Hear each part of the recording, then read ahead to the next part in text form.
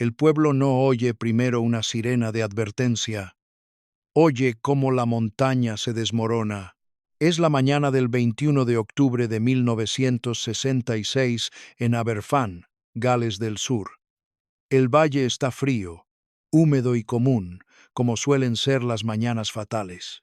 Los niños están sentados en las aulas de la escuela primaria Pantclas. Los mineros ya están trabajando. La niebla se aferra a las laderas sobre el pueblo, suavizando el contorno de los vertederos que han permanecido allí tanto tiempo que casi se confunden con el paisaje. Entonces, el suelo sobre ellos cede. Más de 100.000 metros cúbicos de escombros saturados de la mina se desprenden del vertedero 7 y comienzan a deslizarse ladera abajo como una masa negra y líquida. Lo que parece sólido en la ladera se vuelve fluido bajo presión. El agua atrapada en los residuos les quita resistencia. La gravedad hace el resto. El sonido no es un sonido único, es un rugido, un derrumbe estruendoso, el profundo ruido desgarrador de la tierra y los desechos industriales que pierden toda contención de repente. El deslizamiento cobra velocidad al descender, engullendo cercas, atravesando la pendiente, arrastrando piedras, lodo, desechos de carbón y escombros en una pared móvil. Primero impacta una granja, luego avanza hacia el corazón del pueblo, destruye casas, se estrella contra la escuela primaria Pantclas con tal fuerza que las aulas desaparecen bajo lodo negro, madera rota, ladrillos destrozados y polvo asfixiante. Los niños mueren donde están sentados. Los maestros mueren junto a ellos. No hay tiempo para correr. Casi no hay tiempo para comprender. Los hombres salen de la mina y corren hacia la escuela, aún con sus ropas de trabajo, con el rostro cubierto de polvo de carbón y el cuerpo exhausto por el esfuerzo bajo tierra. Cavan con palas, con tablones, con las manos desnudas. El lodo lo cubre todo. Llena bocas, pulmones, pasillos y escaleras. El olor es a tierra mojada, carbón, tuberías de agua reventadas y mampostería pulverizada. Luego llega el silencio que siempre sigue a la destrucción violenta y es peor que el ruido. Es el silencio de un pueblo que espera saber cuántos de sus niños siguen desaparecidos. Al final, 144 personas perdieron la vida, entre ellas 116 niños y 28 adultos. 18 casas quedaron destruidas. Una escuela quedó sepultada bajo los escombros de la industria que abastece al valle. Esto no es una tragedia natural, es un desastre evitable. Esta es la historia de una comunidad sepultada bajo la tierra negra acumulada sobre ella. Las colinas negras que se elevan sobre Aberfan no son producto de la naturaleza. Se forman, carga tras carga, turno tras turno, por una industria que extrae carbón del fondo del valle y deposita sus residuos sobre las personas que viven en él. La mina de carbón de Merthyr Vale existe porque Gran Bretaña lleva más de un siglo demandando carbón en enormes cantidades. El carbón calienta hogares, impulsa fábricas, alimenta ferrocarriles, abastece acerías y sustenta economías regionales enteras. En los valles mineros del sur de Gales, la mina no es solo un lugar de trabajo, es el centro de los salarios, el tiempo, la vivienda, el transporte y la supervivencia. Aberfan crece a la sombra de esa economía. Las familias dependen de la mina, los comercios dependen de los sueldos de los mineros. El pueblo respira al ritmo del silbato del turno. En 1966, Merthyr Vale todavía empleaba a cientos de hombres y producía más de 200.000 toneladas de carbón al año. Esa producción genera beneficios y combustible, pero también crea un segundo flujo de materiales, los desechos. Roca, pizarra, ceniza, lodo y residuos de bajo valor se extraen con el carbón y todo ello tiene que ir a alguna parte. Al principio, los desechos se depositaban en los terrenos disponibles en las zonas bajas, pero la industria se expandió más rápido que la planificación. A medida que desaparecía el espacio para el vertido, los escombros se transportaban cuesta arriba y se apilaban sobre el pueblo en enormes montículos negros. Desde la distancia, parecen inertes. Con la lluvia y la niebla, casi parecen naturales, como extensiones oscuras de la montaña, pero no lo son. Son residuos industriales apilados por decisión propia. Cada carga es pequeña en sí misma. Juntas se convierten en imponentes formaciones terrestres artificiales que soportan el peso acumulado de décadas. Este es el pacto fundamental de la región minera. La mina genera empleo, pero también transforma el paisaje en torno a los trabajadores sin preocuparse por la seguridad de dicho paisaje. Los mineros no deciden a dónde van los residuos. Las familias que viven bajo los vertederos no dan su aprobación a los planes de drenaje, la estabilidad de las laderas ni la ubicación de los escombros sobre una escuela. Heredan el peligro porque necesitan el salario. El riesgo se vuelve cotidiano por la repetición. Una colina negra se ve todos los días y así deja de verse por completo. Si este tipo de historia industrial te interesa, suscríbete ahora, porque estos desastres no comienzan en el momento del colapso. Comienzan años antes, en hábitos, atajos y peligros aceptados que se convierten en rutina, y en la ladera que hay sobre Aberfan, esa rutina ya está creando algo inestable. Los sistemas industriales más letales suelen ser los que parecen más estables. Permanecen a la vista de todos durante años oscuros y silenciosos hasta que llega el día en que su aparente calma resulta ser una ilusión. Sobre Aberfan, los vertederos parecen anclados a la montaña, resaltan contra la lluvia galesa, surcados por la escorrentía, apagados bajo la niebla, familiares a la vista. Los hombres pasan junto a ellos, los niños crecen a sus pies, desde el pueblo parecen pesados, permanentes, casi geológicos, pero estas colinas no son terreno natural, son acumulaciones de desechos de la mina de carbón de Merthyr Vale, roca fragmentada, pizarra, residuos de carbón, ceniza y lodo fino empujados hacia arriba y hacia afuera con el paso del tiempo. Para 1966, 7 vertederos se alzan sobre el pueblo. Juntos contienen una inmensa masa de material desechado. El vertedero 7, el que finalmente cede, se eleva muy por encima de las casas y las aulas, su superficie moldeada no por la disciplina de la ingeniería, sino por los vertidos repetidos. Esa distinción es importante. Un terraplén bien diseñado contempla drenaje, compactación, control de taludes y un conocimiento profundo del movimiento del agua en el terreno.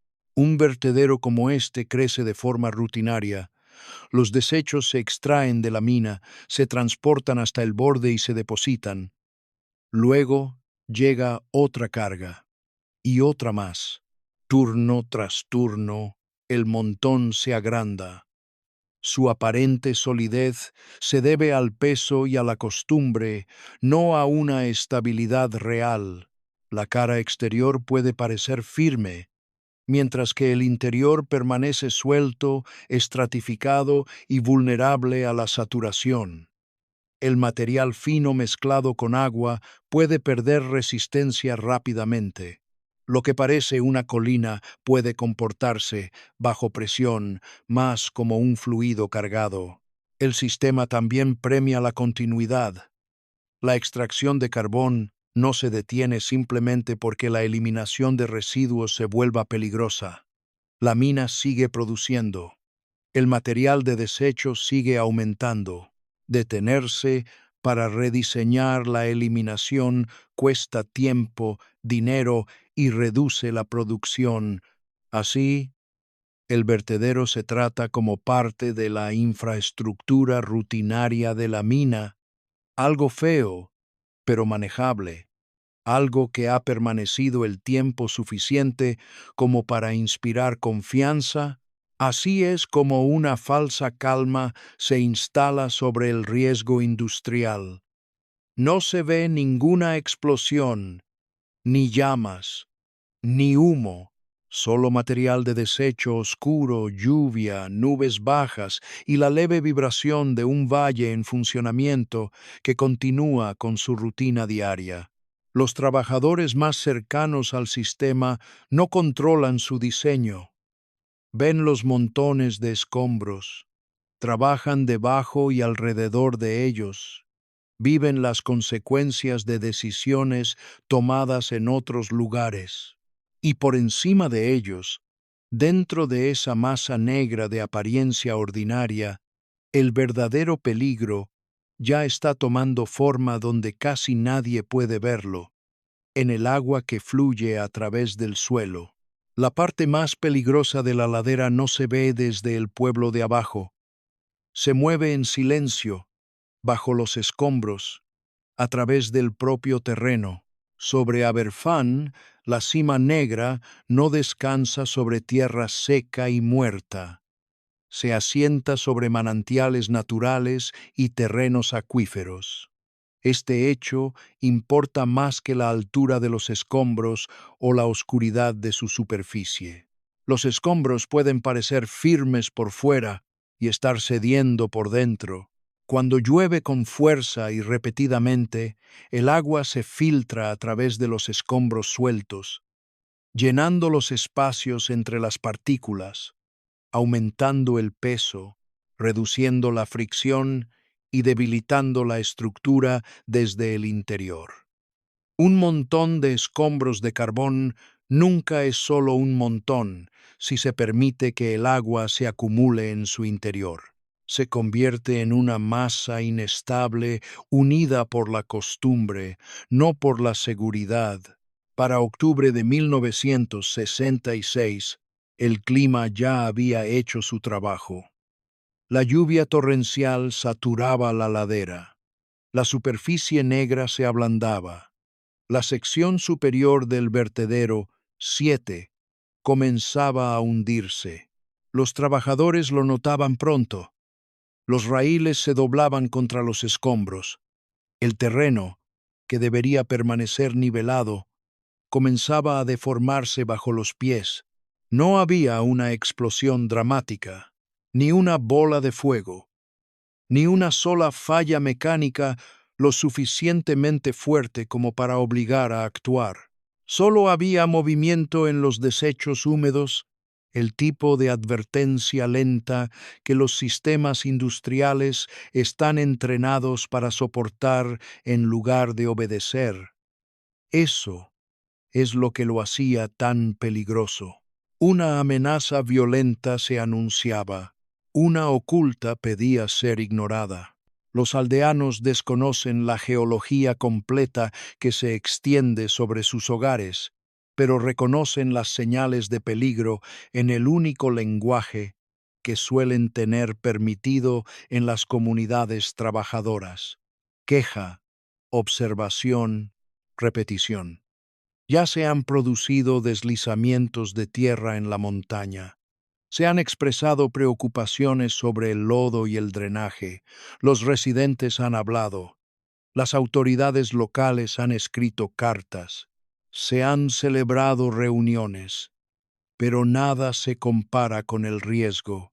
Los manantiales permanecen bajo el vertedero, los desechos permanecen sobre la escuela. Los trabajadores más cercanos a la ladera están atrapados en una cadena de poder limitado, pueden ver el hundimiento, pueden informarlo, pueden sentir la humedad bajo sus botas, oler la tierra fría, oír el sordo movimiento del terreno inestable bajo la maquinaria, pero no controlan dónde se coloca el vertedero, cómo se diseña el drenaje, ni si se detienen las prácticas de producción antes de que muera alguien. Esa autoridad reside en otro lugar, más arriba, más lejos, protegida por los procedimientos. Si crees que un resorte trazado, un movimiento repetido y una queja ignorada ya forman la forma de la culpa, deja tu juicio en los comentarios. Y Aberfan no es el primer lugar donde una advertencia se confunde con un inconveniente. Aberfan es recordada por la gran cantidad de muertos, muchos de ellos muy jóvenes. Pero el mecanismo que los mata no es nuevo. Eso es parte de lo que hace que el desastre sea tan grave. La montaña no inventó una nueva forma de violencia el 21 de octubre de 1966. Repitió una sobre la que la industria ya había sido advertida.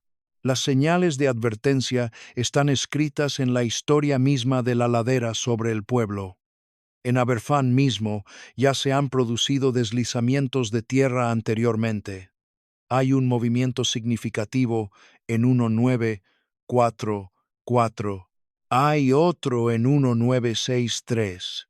Estos fallos anteriores no producen el mismo número de víctimas, por lo que se integran en la memoria colectiva como episodios problemáticos en lugar de como prueba de un sistema letal. Los hombres lo notan, los funcionarios lo registran, el trabajo continúa. Así es como suele sobrevivir la negligencia industrial, no negando todas las advertencias, sino minimizándolas hasta que parecen locales, temporales y manejables. El patrón se extiende más allá de una ladera galesa. En todas las cuencas carboníferas, los vertederos de escombros fallan donde se permite la coexistencia de desechos sueltos, pendientes pronunciadas y agua. Una revisión técnica posterior identifica 18 rápidos desprendimientos de escombros en minas de carbón entre 1898 y 1966. Esa cifra importa. Muestra la dispersión geográfica, muestra la repetición a lo largo de las décadas, muestra que los vertederos inestables no son sucesos aislados, pertenecen a una clase conocida de riesgos industriales prevenibles. Los nombres de cada sitio son menos importantes que la forma de la advertencia en sí. Desechos vertidos sin drenaje suficiente, agua que se filtra invisiblemente a través del material suelto, deslizamientos anteriores tratados como aislados y consideraciones de ingeniería relegadas a un segundo plano ante la necesidad de mantener la extracción en marcha. Este es el fallo más profundo del sistema. Cada incidente se compartimenta. Un resbalón aquí se atribuye al clima, otro allá se atribuye a las condiciones del terreno, otro se archiva, se despoja de urgencia y se deja atrás como un inconveniente técnico más. La industria aprende la lección equivocada de la supervivencia.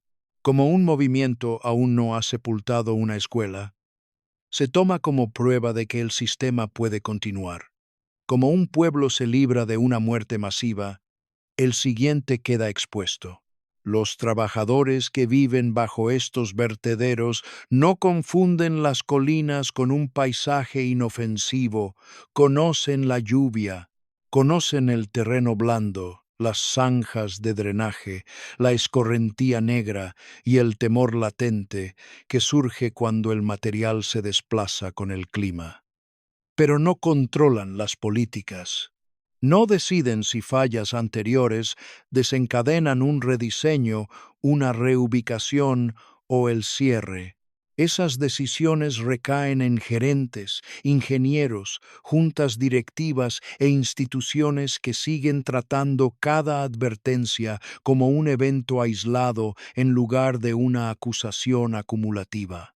Para cuando Aberfan quede sepultada, el patrón ya será antiguo.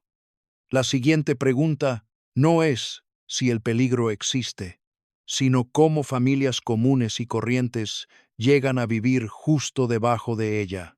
El vertedero está muy cerca de la vida cotidiana en Aberfan. Se alza imponente sobre ella. Eso es lo que le confiere a este pueblo su particular atmósfera de inquietud.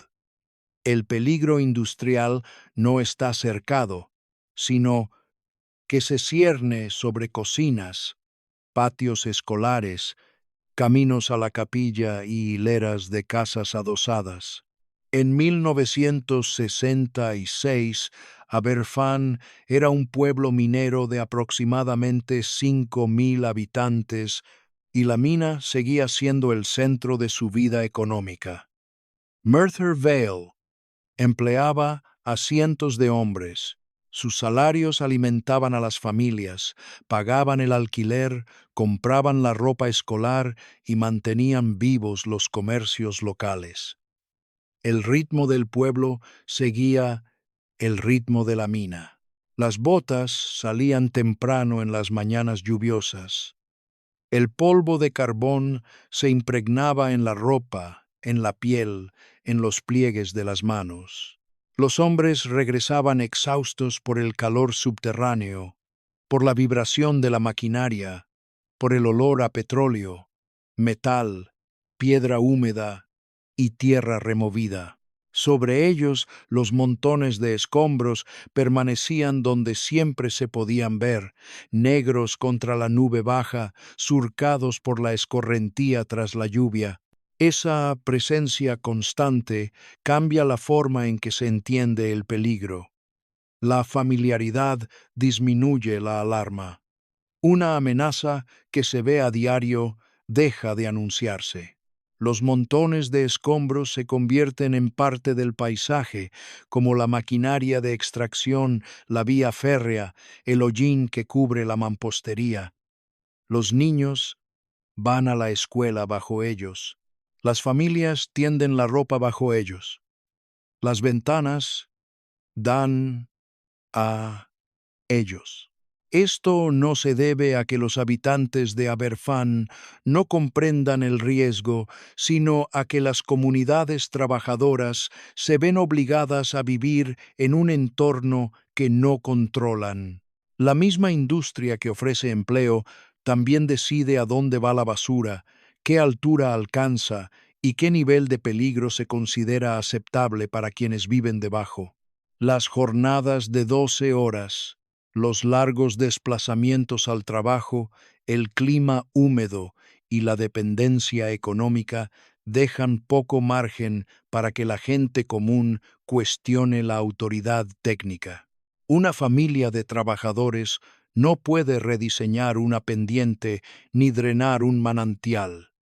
Pueden quejarse, observar, preocuparse y seguir adelante porque el salario es necesario y mudarse no es sencillo. Así es como el riesgo se normaliza, se integra en la rutina hasta que se percibe menos como una amenaza y más como una condición de la vida. Así, el pueblo vive en dos mundos a la vez, uno doméstico, íntimo y cotidiano, el otro industrial, inestable e impuesto desde arriba. Los niños en las aulas, las madres en sus casas, los mineros bajo tierra, todos viven bajo la misma carga, y entonces, en una lluviosa mañana de octubre, esa carga comienza a moverse. A las 9:15 de la mañana, la ladera que domina a Berfán deja de ser una colina. Se convierte en una masa móvil de residuos industriales, y a partir de ese momento, casi nadie en su camino tiene tiempo de salvarse. El derrumbe comienza en la parte alta del vertedero 7 tras días de intensas lluvias y horas de hundimiento visible. El material ya está saturado. Lo que debería permanecer como una masa compacta de escombros se ha debilitado desde dentro por el agua que se filtra a través del material suelto y los manantiales subterráneos. Entonces, la estructura cede, la sección superior se desprende y se convierte en una masa informe de residuos de carbón, esquisto, lodo y agua que se mueve rápidamente.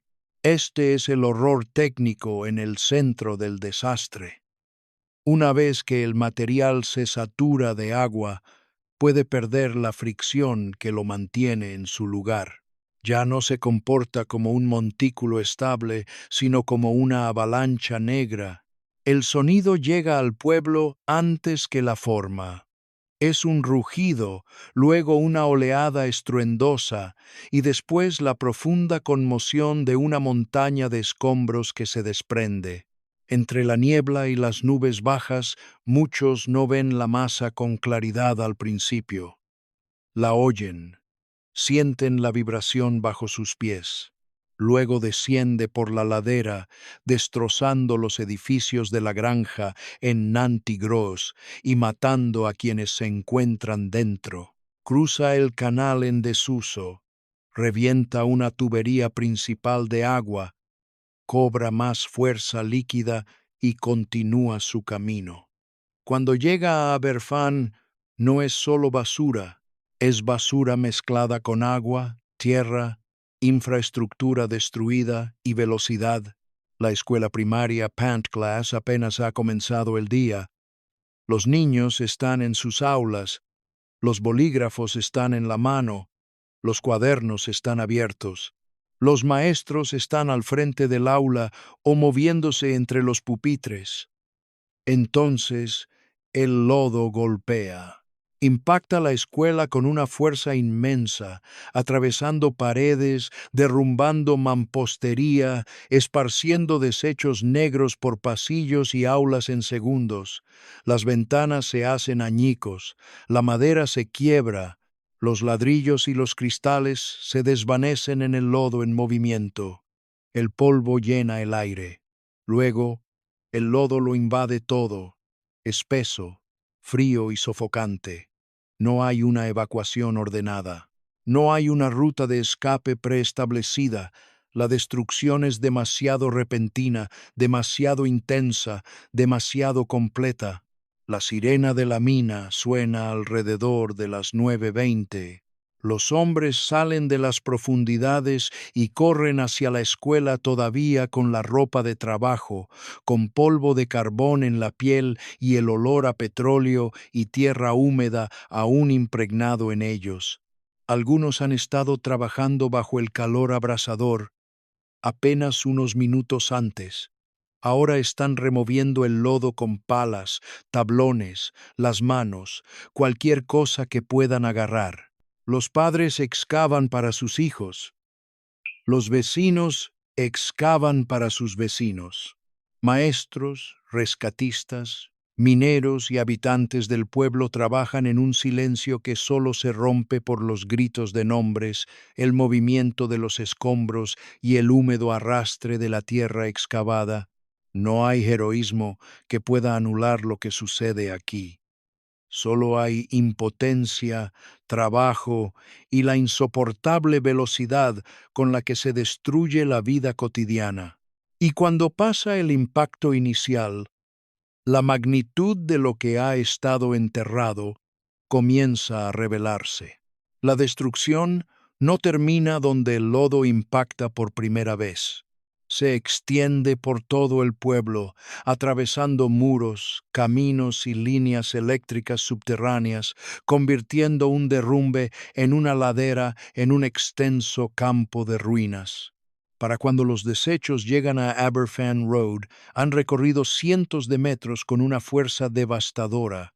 El primer impacto recae sobre la escuela primaria Pantglas y las casas más cercanas a la pendiente, pero la violencia no se limita a ese lugar.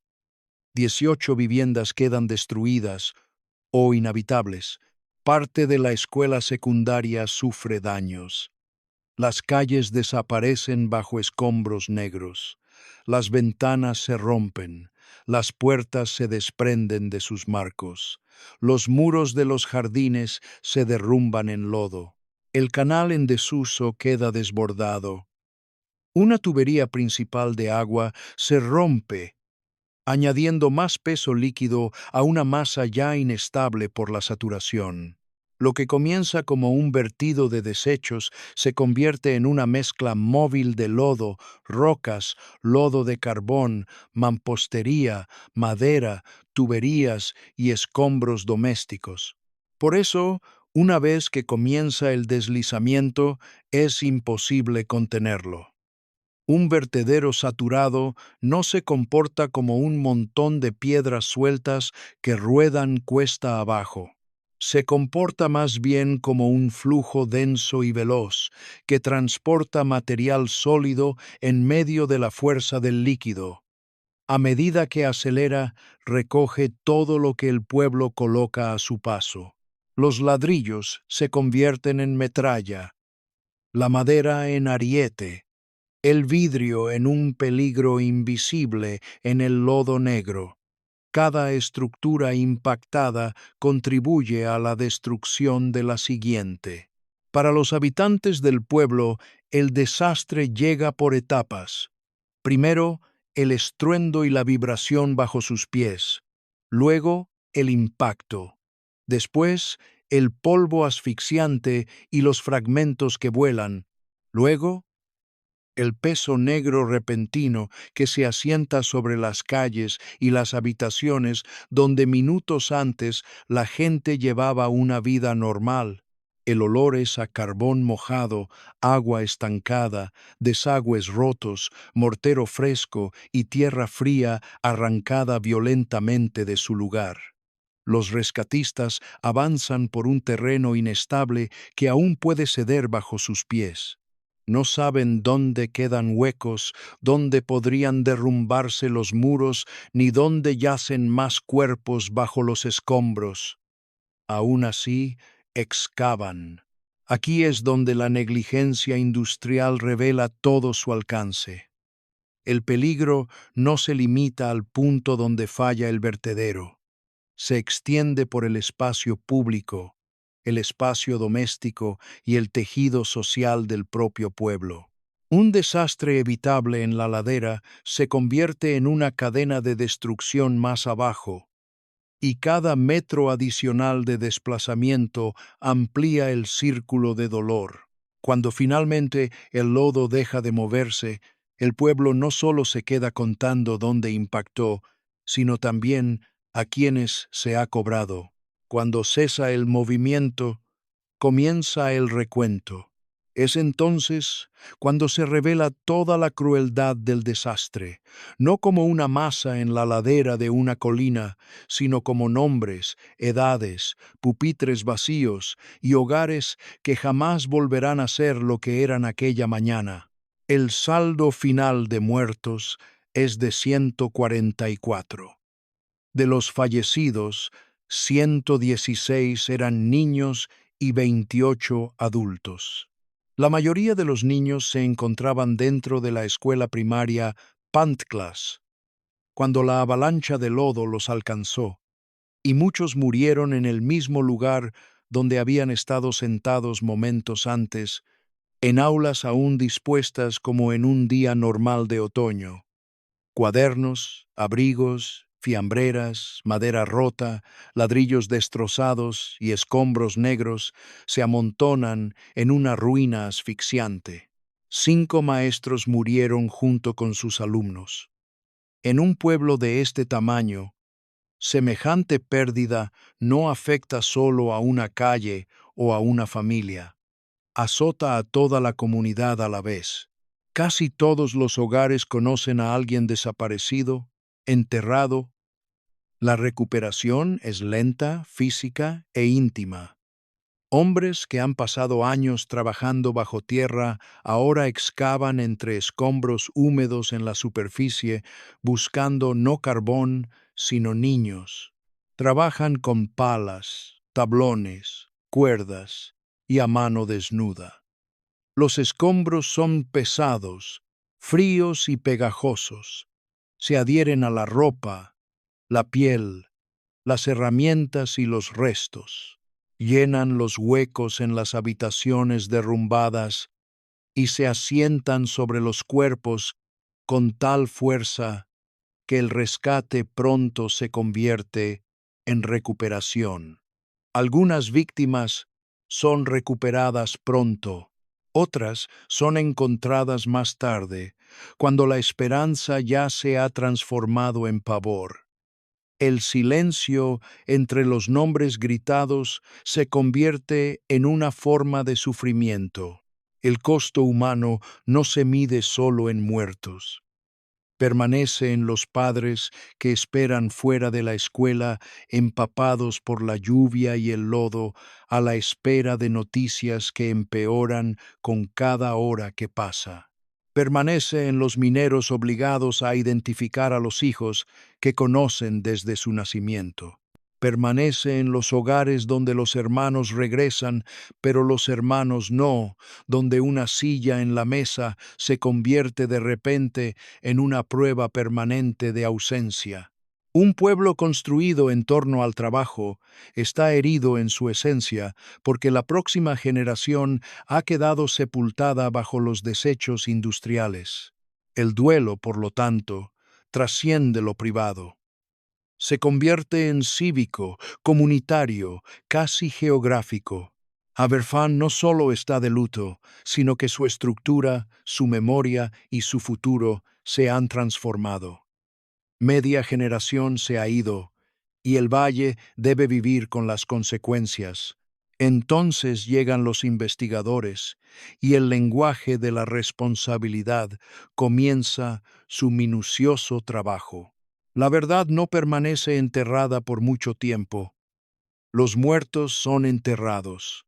La responsabilidad se encuentra en palabras claras, en papel, en público, y aún así el sistema se protege.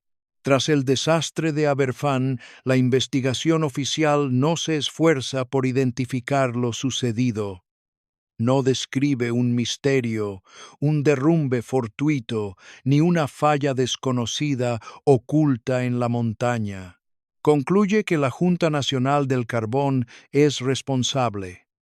El vertedero se ubicó sobre manantiales conocidos. Ya se habían producido deslizamientos previos, existían advertencias, se presentaron quejas. El informe va directo al grano y afirma, en esencia y tono, que se trata de un desastre evitable, producto de la incompetencia, la negligencia y la ausencia de una política adecuada. El lenguaje es frío, porque los hechos no requieren adornos. Los desechos se vertieron sobre un pueblo sin un conocimiento adecuado del drenaje, la estabilidad de la pendiente, ni el peligro que representa el agua que fluye a través de los escombros sueltos. Una escuela quedó sepultada bajo ellos. La cadena de fallas es técnica, administrativa y moral a la vez. No es difícil comprender ese fallo técnico. Un vertedero ubicado en terreno acuífero exige un control estricto, drenaje, inspección y criterio de ingeniería. Sin ellos, la lluvia deja de ser un simple fenómeno meteorológico y se convierte en carga, presión y movimiento dentro de la masa. Pero incluso después del desastre, el enfoque de la respuesta se reduce de forma habitual. Es más fácil identificar las causas inmediatas que la estructura que las origina. Un manantial, un deslizamiento, un fallo local, un error de juicio. Estos son factores reales, pero no representan toda la verdad. La verdad es que se permitió que un sistema de eliminación de escombros operara sin las medidas de seguridad suficientes porque detenerlo interferiría con la rutina, la autoridad y los costos. Para los trabajadores y las familias de Aberfan, este reconocimiento oficial trae consigo una cruda realidad. No se imaginan la negligencia, no exageran el peligro que los acechaba. Los hechos ahora confirman lo que el dolor ya sabía. Sin embargo, la condena pública no equivale a un castigo proporcional. Los funcionarios e instituciones vinculados al fallo no afrontan consecuencias acordes con las 144 muertes. Sus carreras profesionales se resienten menos que las vidas destrozadas. La autoridad absorbe la vergüenza y sigue adelante. Esta es la segunda herida silenciosa de un desastre industrial. Primero, un sistema mata. Luego, se justifica con la honestidad justa para preservar su legitimidad, evitando así rendir cuentas. El informe es demoledor, pero la estructura sobrevive. Quienes están por debajo de la cima han pagado con vidas. Quienes están por encima de ellos, en la jerarquía, pagan con vergüenza. Y eso deja sin respuesta la pregunta más difícil. Si la causa se conoce tan claramente, ¿por qué siguen ocurriendo este tipo de desastres evitables? Los desastres evitables no se repiten porque nadie entienda el peligro. Se repiten porque el peligro se entiende, se evalúa en función de su coste y, con demasiada frecuencia, se tolera. Esa es la cruda realidad que yace bajo Aberfan y bajo tantas otras tumbas industriales similares. Un vertedero de escombros no se vuelve mortal de la noche a la mañana. Se vuelve mortal tras años de prácticas aceptadas. Los desechos se extraen de la mina, se elevan y se depositan donde resulta más conveniente. Se sabe que hay agua presente. Se sabe que hubo movimientos previos. Se conocen las quejas. Se conocen los pequeños fallos. Sin embargo, el sistema continúa porque detenerlo conlleva un coste en dinero, retrasos, pérdida de autoridad y de productividad. La seguridad exige rediseño, drenaje, estudios topográficos, inspecciones y a veces lo que la industria más rechaza, la interrupción. La producción exige que continúe. En esa lucha, los trabajadores suelen ser los que se ven obligados a vivir bajo las consecuencias de la decisión. La lógica técnica es bastante simple. Los escombros sueltos depositados sobre terreno inestable o con presencia de agua no son un montón pasivo. La lluvia penetra en ellos. Los manantiales los alimentan desde abajo. Las partículas finas pierden resistencia al saturarse. El peso aumenta. La fricción disminuye. Una pendiente que parece estable puede comenzar a moverse desde el interior mucho antes de que el colapso sea visible desde el exterior. Nada de esto es un misterio. Es cuestión de ingeniería, planificación y control. Cuando estos aspectos son débiles, la costumbre se impone y se trata como prueba irrefutable. Si el vertedero se mantuvo en pie ayer, se supone que se mantendrá en pie mañana. Esa falsa confianza es una de las costumbres más letales de la historia industrial. Los trabajadores no redactan la política de eliminación de residuos, no deciden si las advertencias se convierten en acciones formales. No controlan cuánto dinero se gasta en drenaje, monitoreo o reubicación. Trabajan dentro de una estructura construida por gerentes, juntas directivas, reguladores y presiones económicas. Están lo suficientemente cerca como para sentir las vibraciones bajo sus botas, oler la tierra húmeda y los desechos de carbón después de la lluvia, ver la escorrentía negra y los sutiles asentamientos, pero demasiado lejos de la autoridad para forzar cambios. Su poder reside en la proximidad, pero carece de control. Ese desequilibrio explica por qué este tipo de desastres siguen ocurriendo. Las instituciones normalizan el riesgo cuando éste es rentable, familiar y políticamente fácil de ocultar tras un lenguaje técnico. Las muertes se lamentan después, pero la aceptación comienza mucho antes, con la decisión tácita de que es más barato gestionar el peligro que eliminarlo. Deja tu opinión en los comentarios. ¿Dónde empieza el verdadero problema? ¿En la pista? ¿En la oficina? ¿En la falta de legislación o en la cultura que considera las bajas como un gasto tolerable? Y una vez formulada esa pregunta con honestidad, solo queda una última reflexión. ¿Qué dejan los muertos? Y si los vivos aprenden algo valioso de ellos, los muertos no dejan tras de sí un cierre definitivo. Dejan tras de sí una huella. Cada ley aprobada después, cada régimen de inspección, cada reforma técnica se evalúa en función de que nada de ello llega a tiempo para los niños y adultos enterrados en Aberfan. En los años posteriores al desastre, el cambio llega. Se crean nuevas normas para la gestión, inspección y estabilidad de los vertederos de minas y canteras. Lo que antes se trataba con demasiada ligereza, ahora se convierte en una obligación formal. El drenaje, la ubicación, el monitoreo y la responsabilidad ya no pueden dejarse a la costumbre, la suposición o prácticas internas vagas. Esto importa. Importa porque los escombros no son inofensivos una vez que se acumulan sobre casas y escuelas. Importa porque el agua que fluye a través de los desechos no es un inconveniente técnico menor, sino una fuerza letal si se ignora.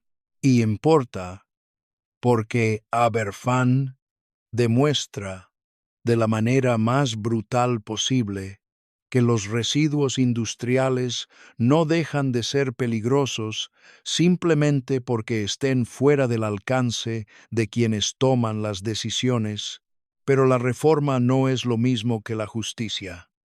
El pueblo aún tiene que vivir con la ausencia.